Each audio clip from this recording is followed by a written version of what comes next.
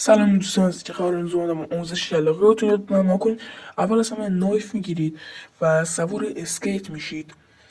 سوار اسکیت میشید، میرید جلو، دکمه پریش اسکیت رو میزنید رو هوا که هست، پیاده میشید بازم که رو هوا هستین دوبار سری میزنید روی نایف.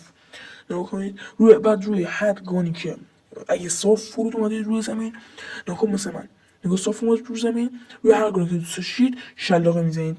اول گانا رو به دست میگیرید، اول گانتون رو روی دستتون میگیرید، بعد گانتون رو میگیرید، بعد هر وقت خواستید شلاقه میزنید. مثلا الان نگاه کنید، میپرم یه شلاقه خوشگل.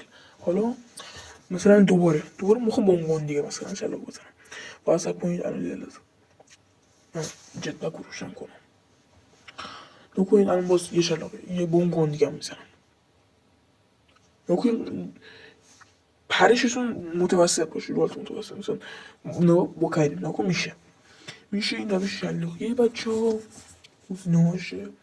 بعد آره دیگه بچه نکنید این شلاقیه و راحت دیدش کنید، ویدیو ضبط کنید و لایک و ویو بگیرید.